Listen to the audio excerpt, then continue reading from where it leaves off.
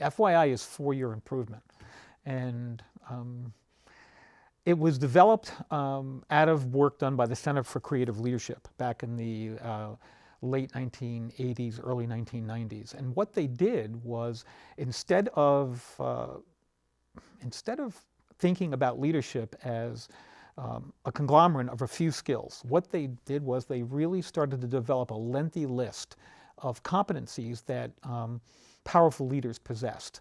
And they developed 67 competencies I would call them, for the business sector, but a lot of them can be easily moved over to the nonprofit sector. Sometimes we customize them. But they include such skills as delegation, listening, patience, strategic agility, motivating others, building effective teams. The FYI is a great book because it's not a read. It's not the kind of book you take to bed at night and read right before you fall asleep. It's really a manual. And it lists each of the 67 competency areas, and then it describes them very succinctly, what it looks like if you're skilled, unskilled, or you overuse the skill, which is a new concept to most people. In a span of about 5 to 10 minutes, you can read a chapter in a particular skill area and really get what's going on and sort of what you may be doing wrong or what you're doing really well, and you just want to do more of it. And if you're not doing it well enough, there's some suggestions and remedies. There's kind of a visioning map of what it should look like. And there's a long bibliography in the back, which most people need a little help wading through.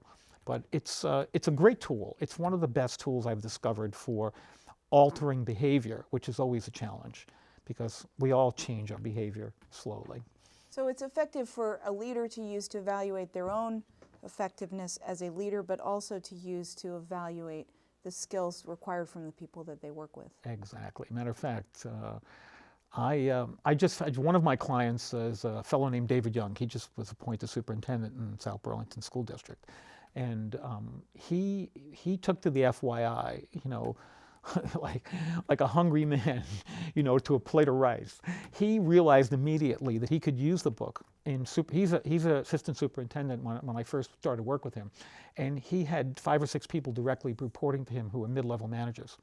And he immediately saw the transferability of the work we were doing and started using it immediately with his direct reports. And educating them, in the competency areas and using it right away. And he found, many people find it invaluable.